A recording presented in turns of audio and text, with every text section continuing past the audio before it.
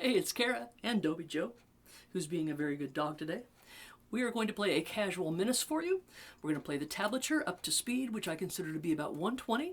Then I'm going to play the chords for you, and then I'll get the guitar out. We'll play some backing tracks for you, and then we'll break the song down line by line. Here we go. 1, 2, 3, 4.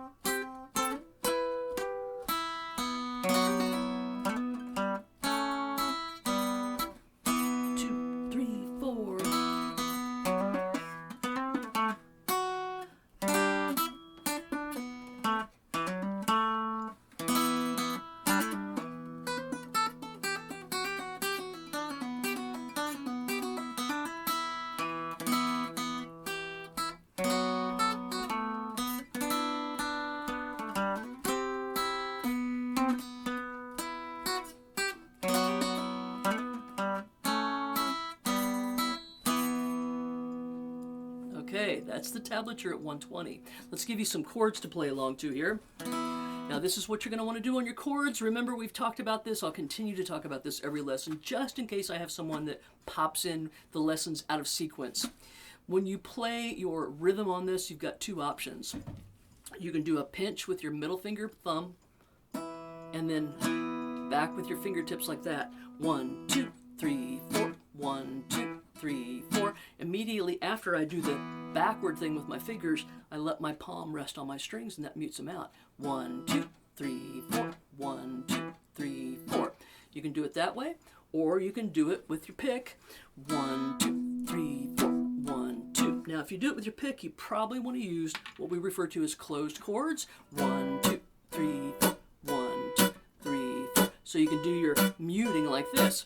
I play my chord, I lift up, and the music stops. I keep contact with my strings. You're going to hear that. Like that. All right, here we go. Here's your chords. 1, 2, 3, 4.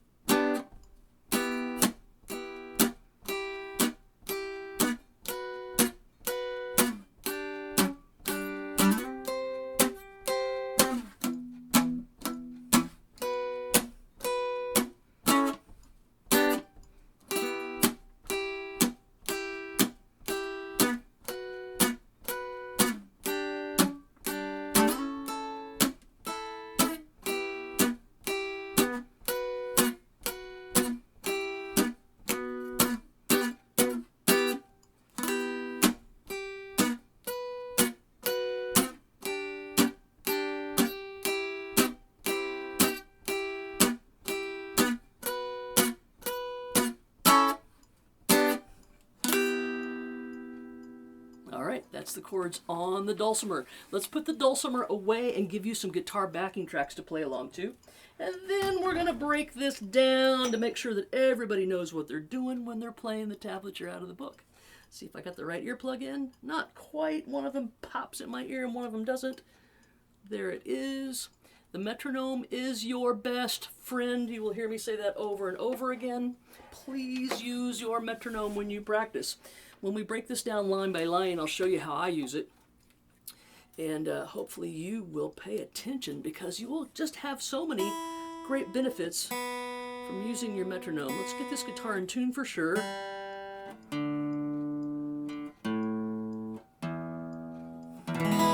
I don't know where all the cats and all the dogs are. My neighbor's dog comes over. I've got a dog that does daycare here with me. And it's relatively quiet right now. This is a good time of day to be doing this. All right, here's your guitar backing tracks to play along to up to speed. Here we go. 1, 2, 3, 4.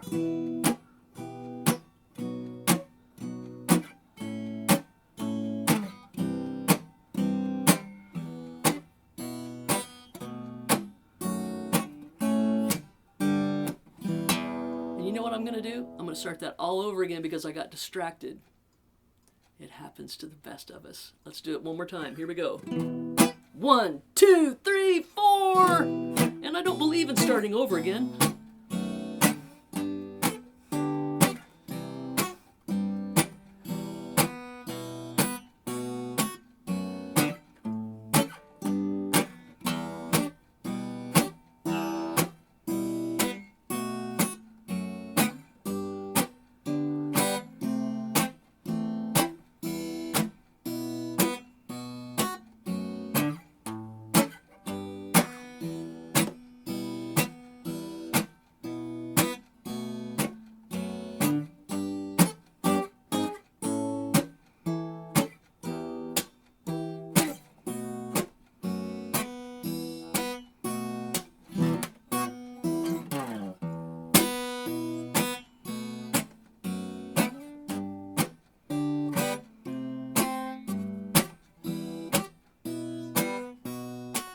Here we go.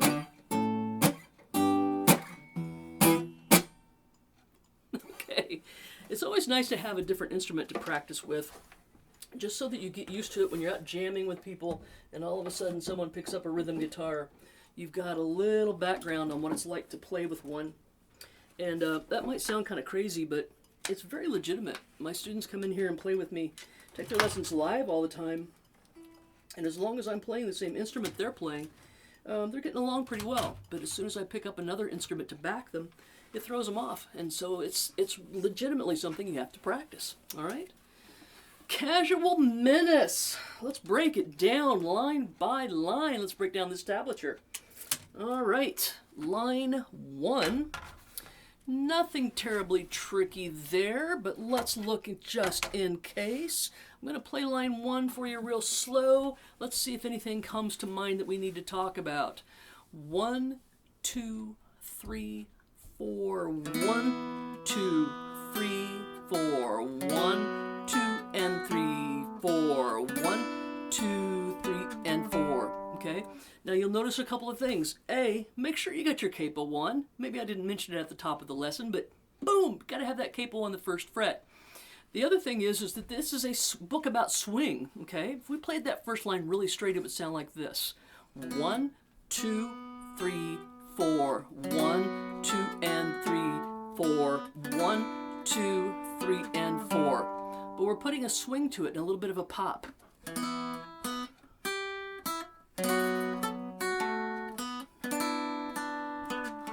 Okay, it's got a little swing.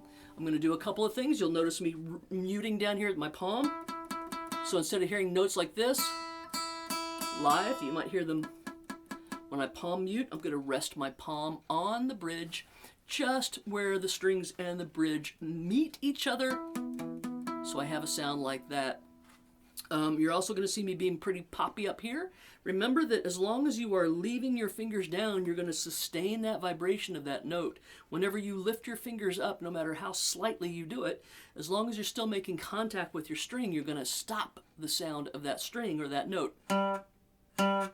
So if I play that note and I leave that finger down, it's going to ring. If I do that, it's going to pop it off and snap it just before it rings, okay? And that's kind of a cool technique when you're playing these jazzier swing songs. All right, so nothing surprising about line 1. Let's do it again just in case. 3, 4, 1, 2, 3, 4, 1, 2, and 3, 4, 1, 2, 3, and 4, okay? I'm choosing to go my 202, I'm leaving my thumb available to grab that 4, and then I take my index up to the 4, which lines me up perfectly to go like that with my 5 and 3. Whenever I play that 5-3-0, I'm trying to rake it a little more. Instead of like a fast, I want to hear all those notes pring, pring, pring, because they're kind of like icky with each other, and I want to emphasize that.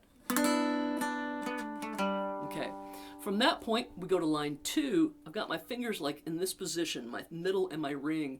I'm going to slide it up to 6. Okay, I pull off on that 6. When I get to the 3rd beat, I hold it down, otherwise, watch. 1, 2, 3, 4. 4. So that pull off happens on the 3rd beat. Chord the E minor 5, 4 through 3, like that. I'm going to grab this. Now, we're doing a hammer-on pull-off with our thumb, which is never easy for anyone. What you're going to do is you hit that 2, hammer to the 3, pull it off. Hammer with your thumb, pull it off. Now, it's a little bit harder for me personally to get a really nice hammer-on pull-off with precise timing with my thumb.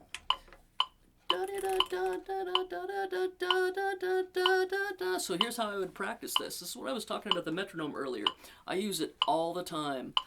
So I would set that, in this case, it's way down there around 60, 58-ish or something. And I would set that at about there, and I would use it note for note.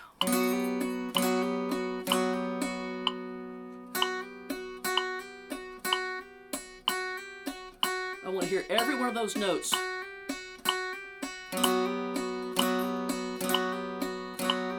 Now, if you have to go slower than that, that's fine.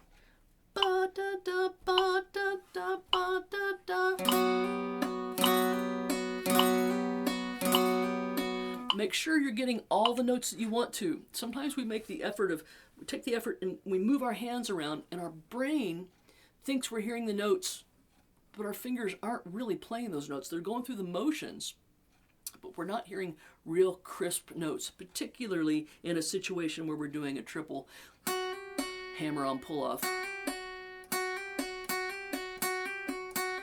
I want that to sound like that, not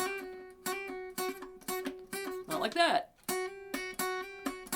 All my students, my private students that are getting ready for the national competition and different competitions, I drive them crazy with all those little details, because that's what's going to set you apart and really make you sound like you've practiced a lot and you're crispy and everything is like on purpose.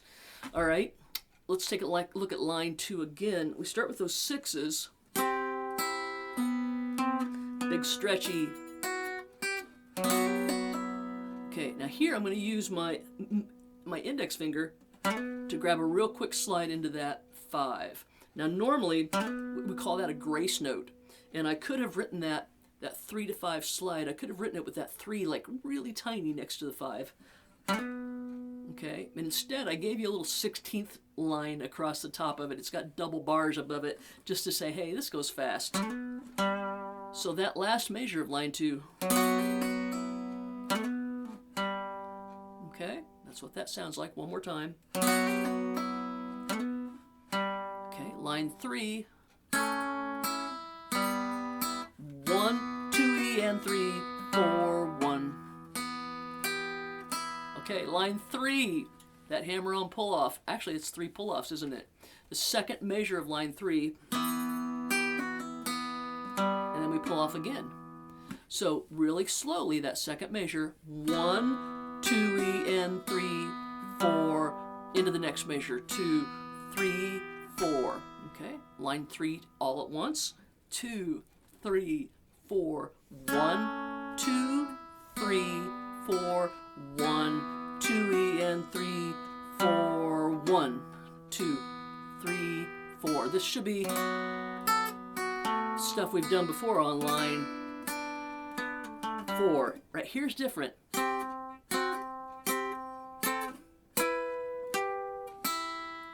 Okay, so in line 4, double 6s.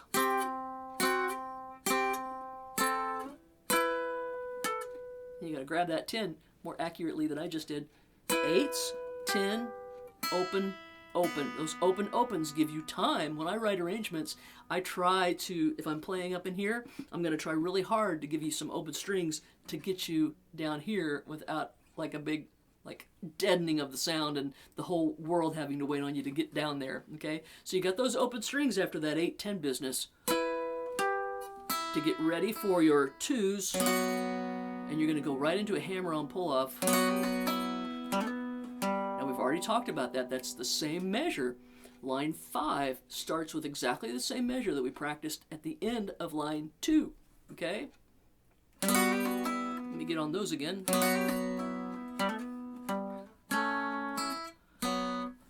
Let me play that more accurately. Here's line 5.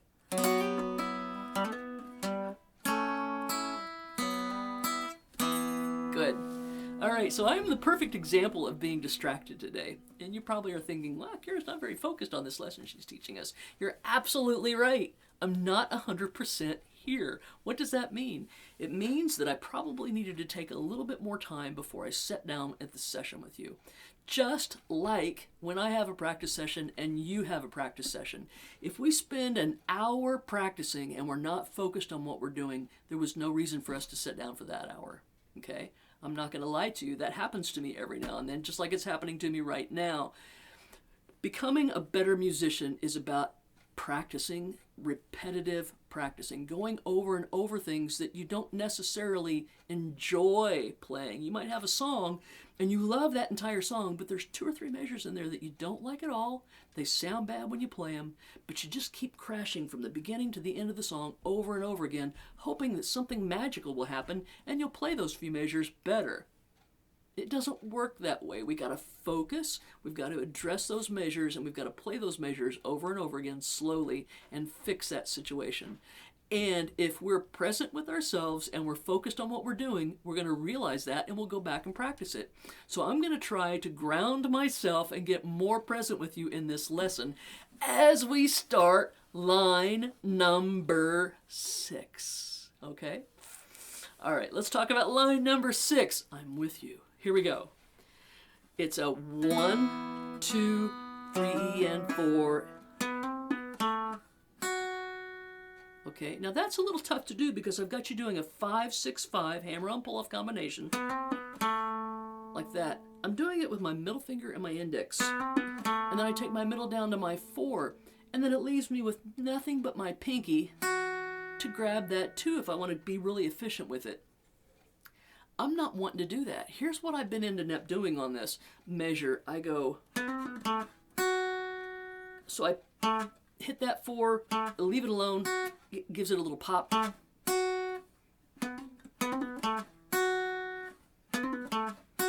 probably catching that 2 more often with my 3rd finger. Like that, okay? All right, so once again, line number 6. Here we go. 1, 2, ba-da-da, 4.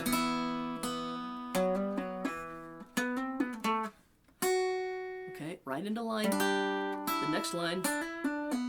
All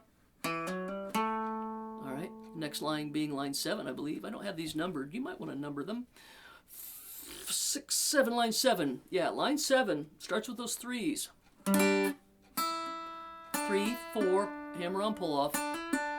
And then I'm probably going to go ahead and pull that off just like you see me do on some of the others. Okay. If I choose to pick that last 0, I'm going to have a snappier sound, which I actually prefer. Let me show you what the difference is. Line 7 here with all hammer-on pull-offs as opposed to picking that. I don't know if you notice a difference, but I do. And what I'm talking about is the difference between going and this, picking that last 0, okay? You can do it any way you want to do it, but just make sure you can hear all those notes.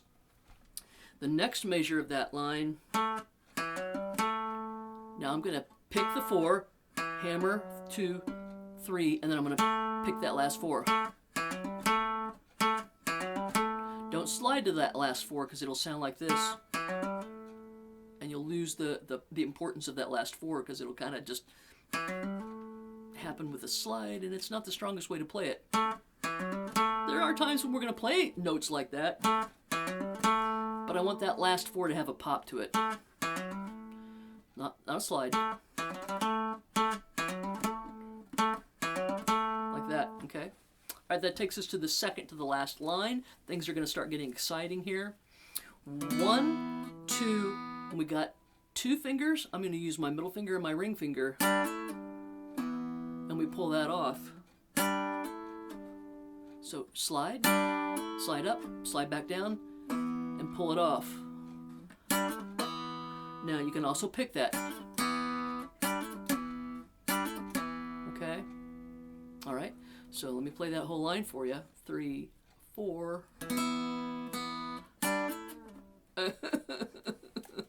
Let me try again. Give me one more shot. 1, 2, 3, 4.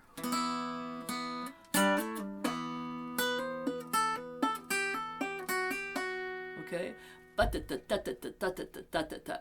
Those technically are triplets. Triplet, triplet, triplet, triplet. Okay. Very even sounding, not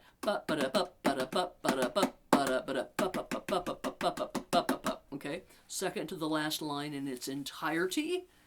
1, 2, 3, and 4. 1, 2. Okay. Now that's the same thing we've been talking about. You hit the 5, hammer 6, pull off, reset.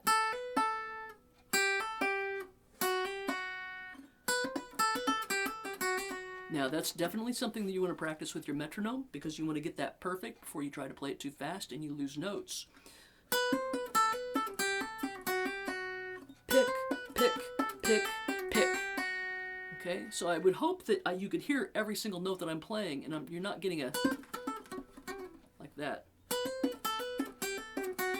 Okay, going fast is no excuse to sacrifice the nice full ring of a note. Okay, don't go fast and sacrifice the sounds of your individual notes. I often tell my students, you look at a piece of tablature, every number on that piece of tablature, every note in that piece, imagine that it's a little person, and you're going to play that entire song, and that one little person gets one shot. He's going to wait for that entire song, maybe even the whole first half of the song to be played, and then he's going to get to go, ah, like that, okay?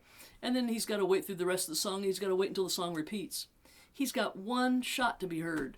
It's not fair to that one little note that when you get to him, you gloss over him and he ends up going like that, okay?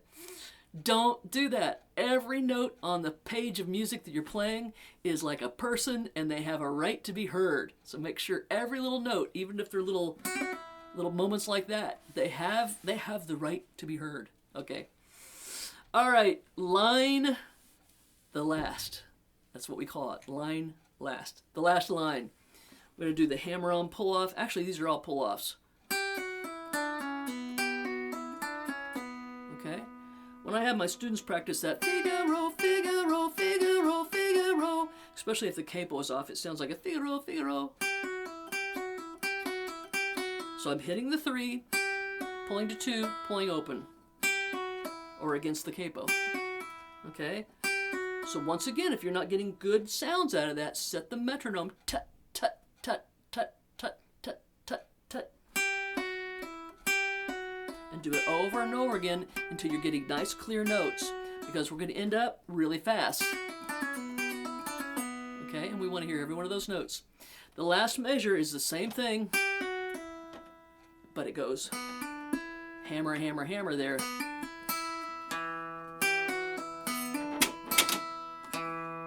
You're hearing the cats moving in and out of the cat-a-tat. It's a sunny day out there, and they are taking advantage of the cat-a-tat / feline spa that is right to my right and outside of my window. Okay, so let's play the last 2 lines so you can get a feel for how fast those are going to move and what they're going to sound like. Last 2 lines. 1, 2, ba-da-da, 4.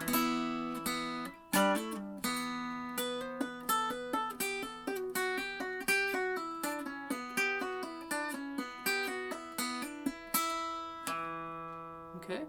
Now, what I personally have problems with, and keep in mind that I wrote most of these songs, a lot of times I will write things that I think sound really cool. Maybe I can't quite make it happen at the time of finishing the song, but I know I've got to practice to make it happen. And the big problem I had with this is going from the last hammer-on pull-off to the second to the last line, right where Dobie Joe's dulcimer is, to the very first pull-off sequence of the last line. So this right here, okay, I was like, after that 2-3-2 on the line above it, I was being really sloppy with that, so I had to slow that down. So what you're hearing me do is the last beat triplet section of the measure at the end of line, the second to the last line, into the very first triplet sequence at the beginning of the last line. So you go 2, 3, and then 3 immediately. So I had to sit with my metronome and do that over and over again before I could really play it accurately. And honest to God's truth, I haven't had this book out more than a couple of days, and I haven't practiced these songs a whole lot, so you kind of get to go on this adventure with me. Let's take it one more time from the very beginning of the song. I'm going to play it all the way through for you, nice and slow. Okay, here we go. 1, 2, 3, 4, 1.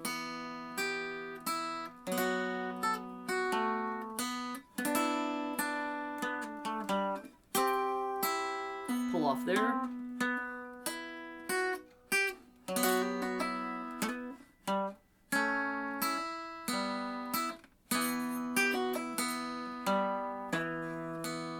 Slow it back down.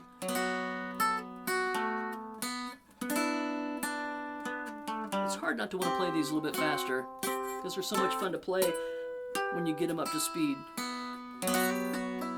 Boom, boom, real fast slide there. And 1, 2, 3, 4. 1, 2, 3, 4. 1, 2, 3, 4.